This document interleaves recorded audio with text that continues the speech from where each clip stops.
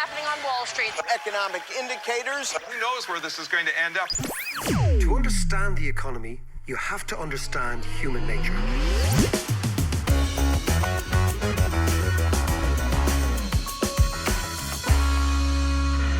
How you doing there? It's David here, and you're listening to the David McWilliams podcast, the podcast that every week tries to make economics a little bit more relevant, a little bit less jargony, and hopefully more comprehensible to all of us. And this week we're going to talk about two ideas. One is the unintended consequences of economic decisions, and the second one is the need to be prepared. As we were saying last week, every country, whether you're big or small, lives and dies by the quality of its strategic thinking. And right now, countries like Ireland, but also other countries, have to figure out who are we, where's our place in the world. So this week, we're going to go from Trump to Amazonian fires, to Australia, to Brexit, to Northern Ireland, and back here to Dublin. Lots of things won't appear to be connected at the beginning, but bear with me and we're going to connect all the dots. Before we begin, I want to just mention that this episode is brought to you thanks to our Patreon supporters. And to help support the content, and perhaps more importantly, to unlock exclusive comment and scenes and footage and episodes, please consider becoming a patron at patreon.com/David McWilliams.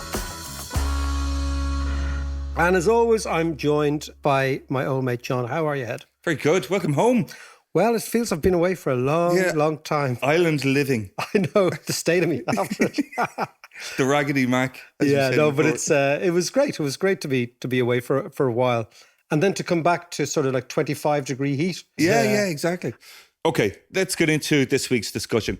First of all, have a listen to this. Right now, the Amazon rainforest is being consumed by fire. In fact, there's an 80% increase in fires just over the last year alone. And this comes, of course, after the hottest July our planet has ever seen. The markets quickly plummeted following President Trump's threat to escalate trade tensions with China, ending 623 points down. And late this afternoon, he followed through with even tougher tariffs of his own. China will have to retaliate because President Xi Jinping cannot afford to appear that he allows himself to be bullied by the Trump administration. Aber man kann sie vielleicht ja auch in den nächsten 30 Tagen finden. Warum nicht? Dann sind wir einen ganzen Schritt weiter und da müssen wir uns anstrengen, dass wir so etwas finden.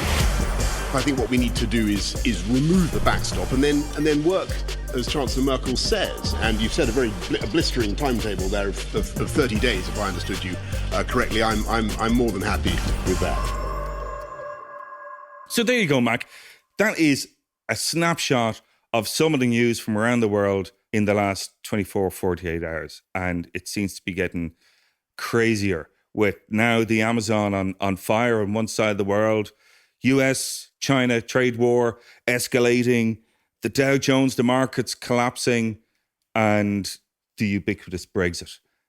Well, let's link them all together. I mean, the first thing is about Trump and financial markets, which is a very strange relationship, John, because don't forget, Wall Street didn't vote for Donald Trump. Wall Street, Silicon Valley, and Hollywood were in an extraordinary alliance backing Hillary Clinton. So if you look at the Democrats a la Clinton, they were very much East Coast financiers, West Coast actors, and West Coast tech giants, very much the elite. Yeah. And what they hated was Donald Trump. But when Donald Trump got elected, financial markets, being financial markets, said, okay, let's give this guy the benefit of the doubt. And they turned into the old Republican-leaning financial markets that as long as he was giving tax cuts for rich and as long as he was giving tax cuts for corporations, we thought he was cool. Until Trump Mark II emerged in the second part of Trump's presidency. So the first part of Trump's presidency, he behaved actually like an old school Republican. He cut taxes. He talked about giving corporations tax breaks and how wealthy people created jobs in America. none of which are true. We can talk about that in another podcast, but that's the branding.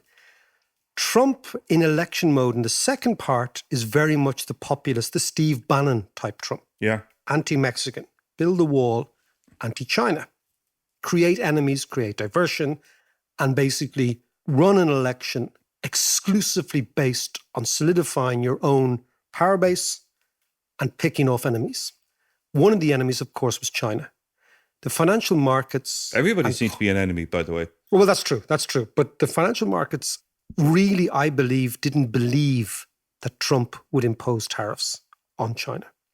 And of course, what Americans know is that free trade has benefited America, or corporate America, enormously over the years. So tariffs on China, which is election Trump, as opposed to President Trump. Election Trump is, let's get the enemy. Tariffs in China have terrified corporate America because anything that moves to freeze international trade is a disaster for the Americans because the Americans trade. They mightn't be very good at it in the sense of having a massive trade deficit, but part of the American creed, if you will, is free trade. And Trump has gone against that. So, of course, the markets have been incredibly nervous about the escalation. And what you're also seeing, John, this is the interesting thing, is China is not afraid to escalate itself. Yeah. So the whole idea was that Trump would come in, the Chinese would back down. They're not backing down because they don't need to. And they don't want to. And they also, I think, when you talk to people in China, and we've done on the podcast and I've done in private, they realize now that they are in a 20 or 30 year war with the United States. Yeah. This idea of the big power, which is on the decline, and the emerging power on the up, always tend to fight together. Initially, they fight over trade, then they fight over exchange rates, and ultimately, hopefully not, they fight. Yeah. They fight properly. Yeah. And they're also on a different kind of time scale because America on a short-termism of the election cycle and China having this long game, as we spoke about before. Well, okay, so let's talk about the long game. Now, let's link the trade war to what's going on in the Amazon, which is incredibly shocking. Yeah, tell us about the link there. The link is the following. So when the Americans put tariffs initially on Chinese goods, the Chinese retaliated. What did the Chinese retaliate on? They didn't retaliate on American manufacturing.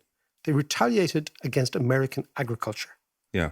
And one of the major exports from the United States agriculturally to China is what was originally a Chinese product, soya bean. Okay, Right. This is an Asian product that was exported to the United States and to Latin America, which is where the Amazon comes in a second. And the Chinese have slapped tariffs on American producers of soybeans. They've also encouraged other producers of soybeans to ramp up their production to export to China. Now, I was unaware of all this until about 7 years ago, John. I was in an amazing place called Mendoza, which is a city in Argentina, right up against the Andes. Really beautiful place. Great wines, great food, amazing temperature. And I'm talking to the father of a mate of mine who was an agronomist. An agronomist is like an agricultural economist. And of course, agriculture is huge in Argentina. And we were talking about Argentina and the crisis and the peso and the usual Argentinian stuff, because it's always a nightmare there. Yeah. And this guy said to me, look, he said, if you want to understand Argentina, you got to understand China. And I said, well, China's very far away. He said, it is very far away. But we are converting huge, huge tracts of the Pampas into soya bean cultivation. And we are supplying soya to the Chinese. So as long as the Chinese continue to buy soya, our agricultural incomes will be underpinned. Now, I had no idea of this. What were they converting? They were converting from beef and grass. So they've reduced their beef output? They've reduced, well, I don't know if they've reduced it. I think they might have increased both in tandem. But this is the first time I'd heard of soya as being a Latin American productive crop. Yeah. And of course, if you go north of Argentina into Paraguay, the Paraguayans were destroying huge amounts of the native rainforest there in order to cultivate soya again. And then if you go further north again, what you find is in the last year, because the American production has had tariffs on it, it means producing soya in non-American countries is much more profitable, okay? And so the Chinese have done two things. One, they've encouraged the Brazilians to produce more soya. Right. The second thing, the Chinese have been buying huge tracts of land in Latin America in order to produce soya. Right. And of course, what's the easiest way to clear land in a forest? You burn it. So the burning of the Amazonian forest by Brazilian farmers is directly linked to Donald Trump and the White House's campaign against the Chinese through the trade war. Once the Chinese reacted and produced tariffs or inflicted tariffs on American agriculture production, which is incredibly flexible worldwide, because people forget that the agricultural market is a global market. Suddenly what you get is farmers burning rainforests. And this is the unintended consequences, because in the same way as a rainforest is an incredibly sensitive ecosystem. So if you cut down a tree, a massive tree in a rainforest, suddenly you upset the ecosystem because that tree was providing shade and that shade was allowing certain animals to live under it, certain other plants to grow. Yeah. So the ecosystem is incredibly sensitive.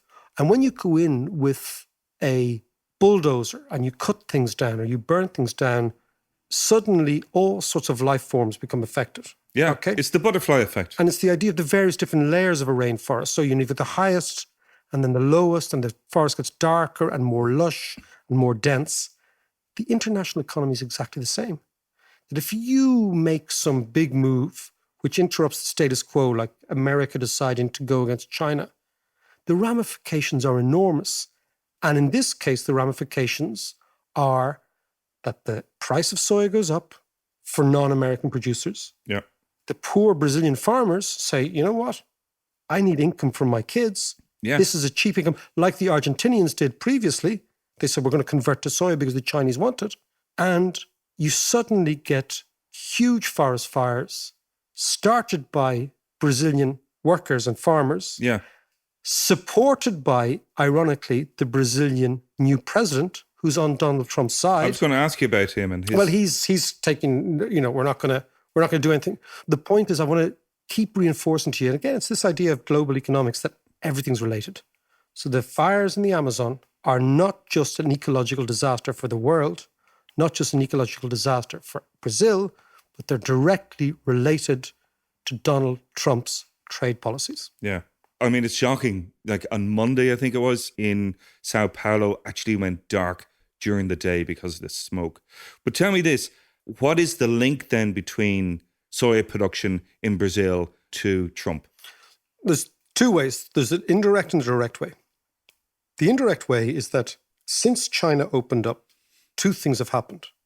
One is the price of manufacturing goods around the world has fallen because China is producing stuff cheaper than it used to be produced elsewhere. Yeah. The second thing, though, is the price of agricultural commodities have risen because China is now importing food and it never did before. And that's the key. And so what happens is that China is importing the food that it wants. Yeah. This is where soya was unheard of in the West. But it's a big staple for feed for cows, etc. Yeah, in countries that can't grow grass. That's what we forget, that the climate actually dictates what agriculture you have. So countries that can't grow grass need another feed. But interestingly, here's the point. Trump is looking at the election. He needs an enemy. He said, China's the enemy. We're going to slap tariffs on the Chinese. The Chinese don't back down. They retaliate, say, okay, cool, you want to do that? We're strong enough. And you know what? We're going to slap tariffs on stuff that you produce, that we need, which is agriculture.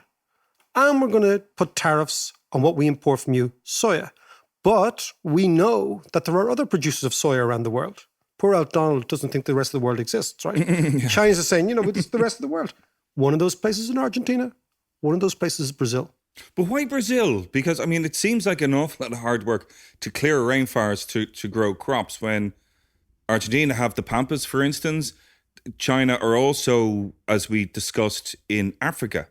So there's savanna land in Africa, which they seem to be snapping up and controlling more and more of Africa. So why not those places?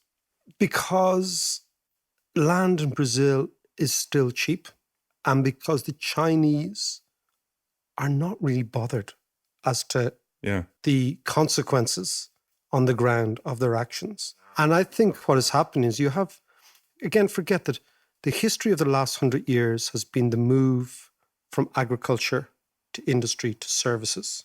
So, for example, if you look at our great-grandparents as Irish people, probably all of them were involved in agriculture in one shape or form. Sure. And the yearning for poor farmers to educate their kids better, to get their kids out of farming into clerical jobs and services jobs is enormous. So consequently, if farmers are told, look, if you can clear this rainforest and you can get rid of this rainforest, which for us as farmers is totally and utterly useless, and you can actually plant a highly, highly productive crop like soya, and you know that the Chinese are going to underwrite a price, you do it. Yeah. And it's always this very strange conflict between the economics of the poor locals and then the concerns of the world with respect to the environment and ecology. So the poor locals are saying, this is our part of the world. We can do with it as we feel fit. Whereas the rest of the world, and you see that Leo Varadkar and Macron said they won't sign the Mercosur agricultural deal unless these fires are stopped. But there's always this disconnect between poor farmers who want income tomorrow. Which is completely understandable. Exactly. And wealthy, ecologically concerned people who worry about the planet in the next 10 years. And this is the gap, what's happening. And of course, into this have the likes of Donald have just come and like a bull in a china shop, change the incentive structure. Yeah. Where is Greenpeace and Friends of the Earth? Look, you remember those things when we were kids. Sorry, I by know. the way, John was the big environmentalist Greenpeace member when we were kids. And this is in the 80s. Actually, I wasn't a member. I did do a degree in environmental science. No, but even before that, you were always into the Rainbow Warrior and all that carry on. A Rainbow Warrior from my couch. You were ahead of your time, man. Yeah, but where are they now? We're not here. There's no voice there. Like all revolutionary movements, if they're any good, they become incorporated into the mainstream. That's true. Okay, so interesting. Greenpeace were a revolutionary movement, and now they are the environmental policy writers of Fine Gael. Kind of crazy, but that's what happened. Yeah. So basically revolutions tend, if they're good, to be emasculated into the mainstream. And that's what's happened to the environmental movement. Right. It's a little bit sad. So anyway, we're talking about the unintended consequences of economics. And you're saying that one of the unintended consequences of the US-China trade war is the Amazon being set on fire. But how do we get from there to Australia, Germany, and Brexit, as we were mentioning earlier? So what I've been thinking about this week is that idea, that combination of unintended consequences and the need always to have an extraordinarily clear idea of where you as a country fit in and to be prepared for these eventualities. So I've been interested in why is it that the UK seems so unprepared for what's going on, not the UK, but the Brexiteers, for the reality of the fact that the UK is no longer a big power. So one of the unintended consequences of Brexit has been to tell the Brexiteers that, you know what, guys, you're not a big power anymore. You're a small power, still significant in the world, but you're not really able to bully or push people around.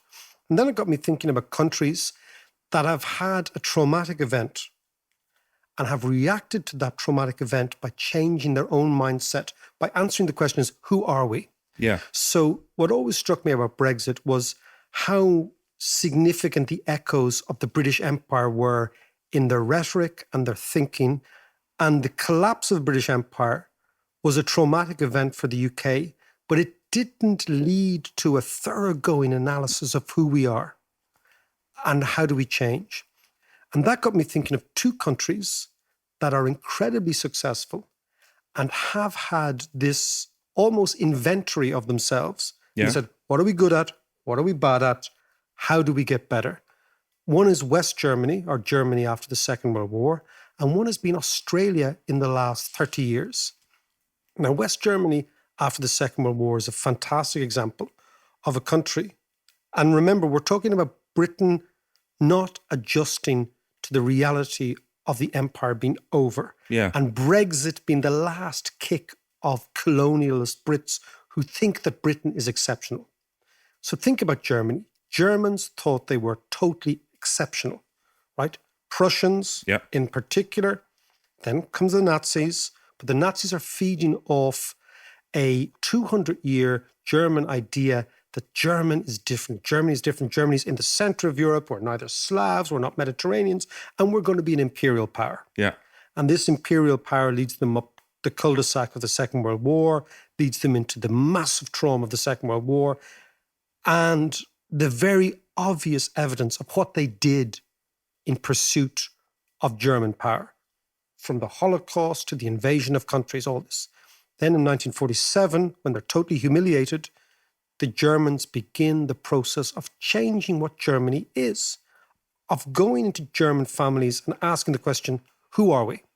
Now, my young fella, Cal, who you know, who was just here a minute ago, spent a year in school in Germany. Yeah, I remember that. Yeah, he did. Mad. It was mad, but he was 12 and he went to Germany and it was a crazy idea, but he loved it. Yeah. And so he went to a German family and we took their son. So it was kind of like a hostage situation. Yeah, he used to play football with this. Yeah. He ran rings around me. Yeah, but of anyway. course, young Herman.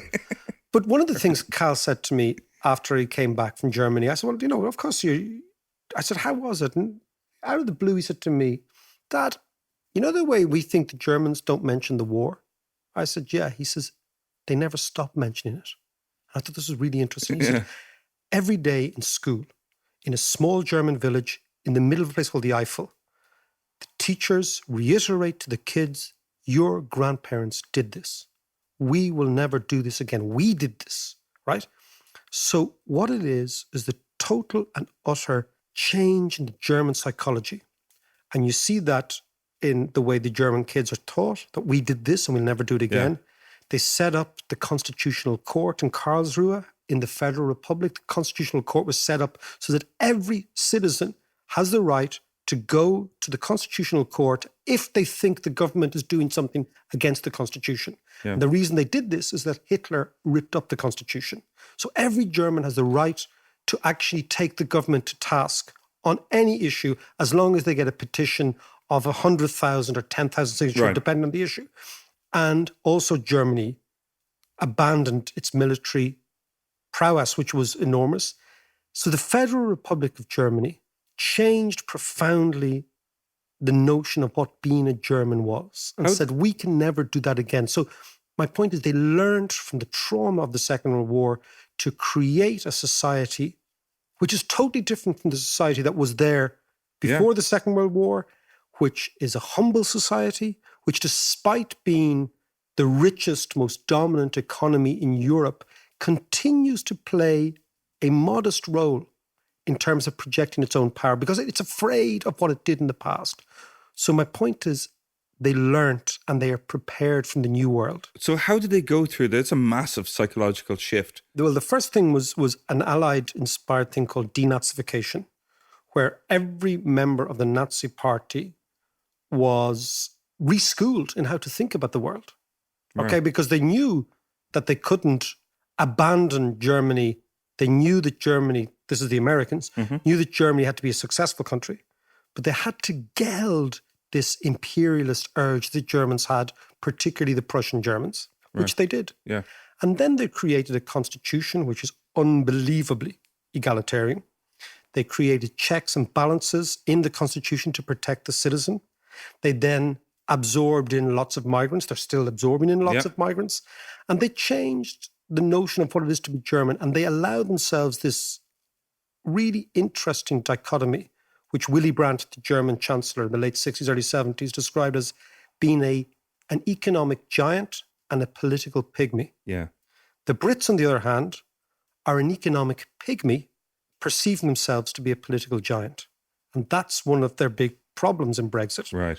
So I think that what Germany did was a profoundly responsible reaction to a political trauma that was the end of the Second World War.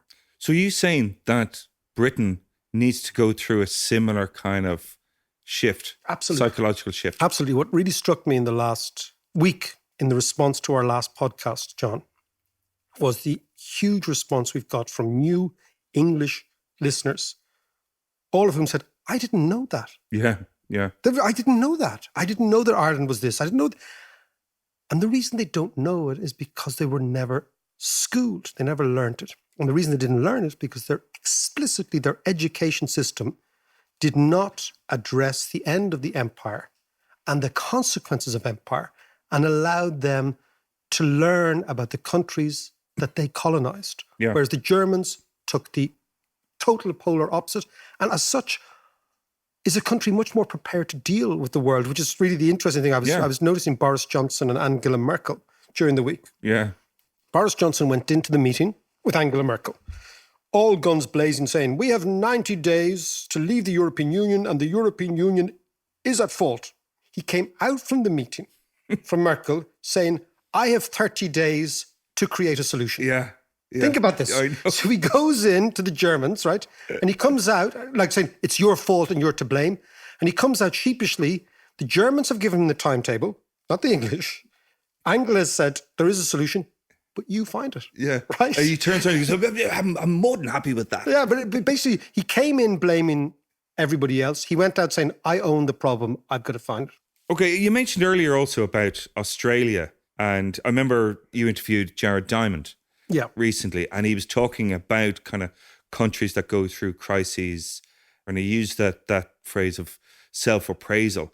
You mentioned Australia earlier on. How do they fit into this? Years ago, I was doing a documentary for ABC in Australia, and we were in Fremantle, which is over beside Perth. Yeah. Very, very hot place that paddies should never exist, right? And Perth were Especially playing redhead paddies. Perth were playing Fremantle in Aussie rules. And my Aussie mates said, you got to come with us to the game. Yeah. So, of course, went to the Aussie rules game. And of course, knowing GAA, we know what Aussie rules is.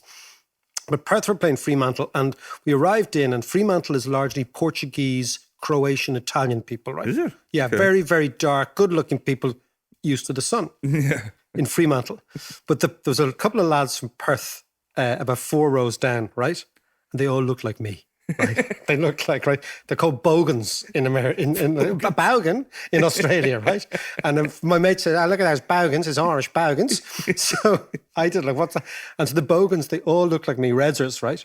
Neck and gargle in the middle of the day, right? And eating meat pies as if they were from Sunderland, right? Right. In the Pork middle pie. of, yeah, Lovely.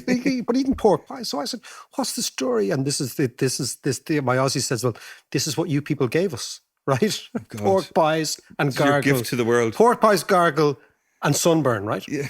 So I was very interested in this. And then, of course, they were joking this, but Australia's changed so much and now it's totally different. Yeah. And that always intrigued me, this conflict in Australia between the Irish-British side of Australia, which is the old Australia, and the new Australia that you see in all these cities, which is incredibly Asian.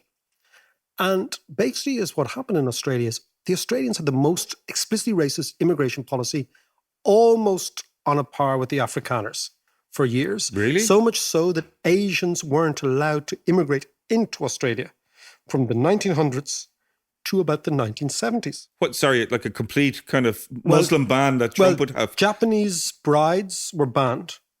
So Australian men who fought in the Really? war, who had Japanese brides, were banned from coming in. Chinese were banned, right? They turned their back on Asia. And then after the Second World War, when Britain abandoned the Australians in Singapore, when the fall of Singapore, right? I was reading that extraordinary book by Richard Flanagan, The Long Road to the Deep North, won the Booker Prize a couple of years ago. Amazing book about Australian prisoners of war. And it's a love story, but around the Second World War. Anyway, after the Second World War, the Australians realised that they aren't Britain in Asia. They're actually Asians. Geographically, they are Asians. Yeah. And that took them a long time to figure out how do we come to terms with this. In the last 20 years, probably led by Paul Keating, the Irish Australian Prime Minister and Finance Minister, they changed the nature of Australia, which was, let's have a reappraisal of who we are. We are not Britain in Asia. We are Asians. We are Asians. So we have to be open to immigration from everywhere, not unlike the Canadians have done as well. Right. And what you find now is that Australia, 27% of Australians are foreign born. It's the highest percentage in the world. Wow. Yeah. They took in more Vietnamese refugees in the beginning of the Vietnam War. They are now hugely inspired by Asian, by Chinese immigrants. Asian kids take up 70% of places in top American or Australian universities. You go to Sydney, it feels like a totally different place. Yeah. So the Australians, again, had this thoroughgoing appraisal of who are we? Where do we stand in the world? What is Australia? And they realized they had to abandon this idea that it was Britain as a British colony. Right. And gradually the Asianization of Australia has happened. And interestingly, John, the unintended consequence of opening Australia to Asia has been an economic boom. Australia has had the longest consistent economic boom ever recorded in history. From 1991 to now, think about that. It's nearly 30 years. Yeah. They have had no recession because they've opened themselves up. And the point then is say, these are countries that have opened themselves up, that realize we have changed, that realize the world has changed, and they've realized we have got to think of ourselves in a different way. To the Brexiteers, what has happened is they've never figured out after the empire that Britain is no longer a major power. And as a consequence now, they seem to be not just delusional, but psychologically totally lost. Yeah. And a framework to look at this is through the perspective of the 6 stages of grief.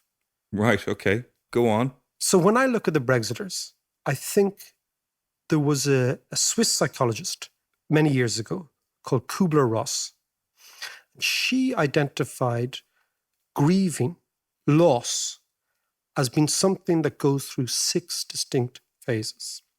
And when I look at the Brexiteers, their loss, their grief is a grief for empire. It's a grief for where Britain used to be.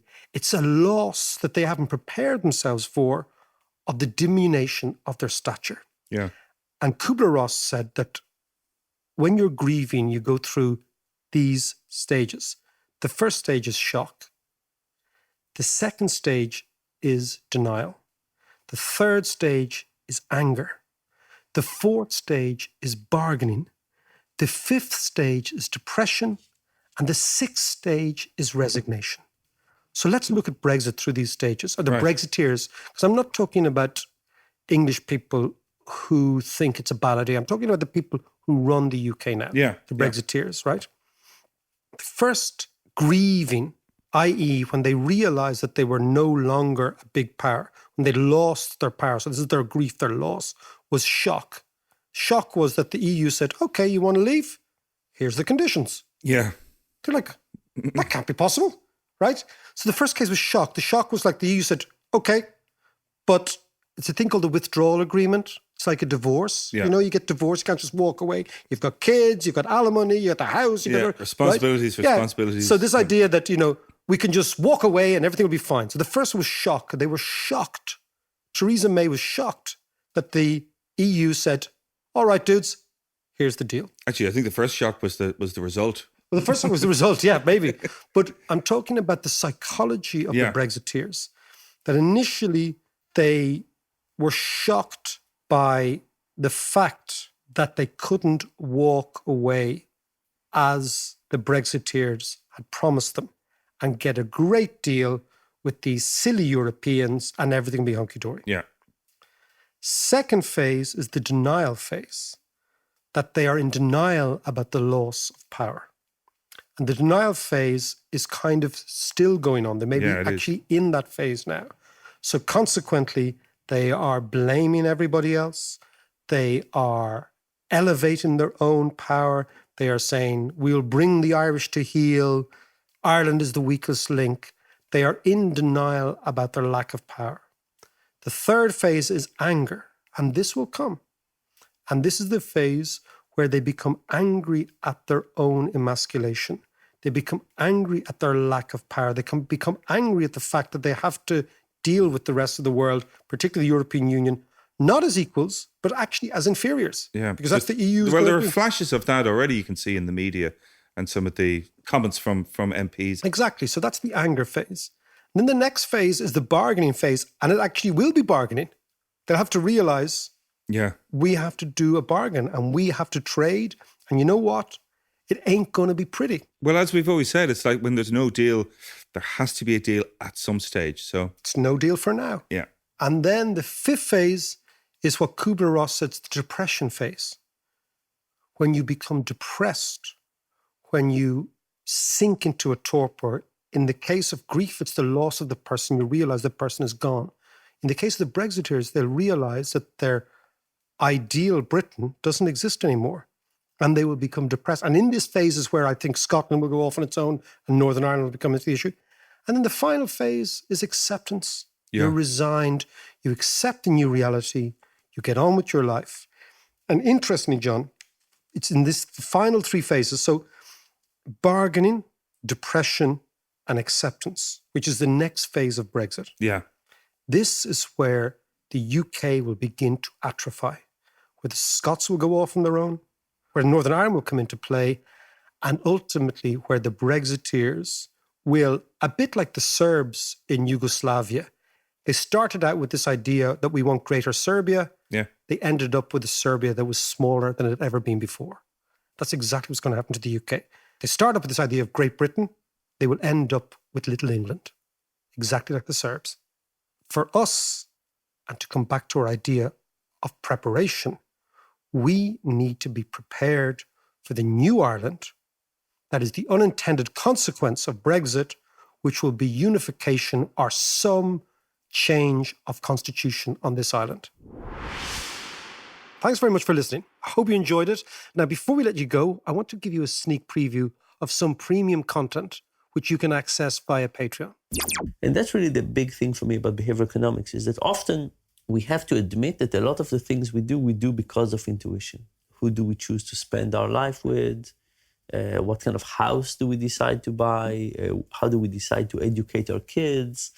Who do we want to So we kind of go on a hunch almost. We go on a hunch, and we tend to trust those hunches. But do we have any evidence for that? And what happens to all the hunches that are not that good? Are we actually creating lots of damages? And it turns out the answer is yes.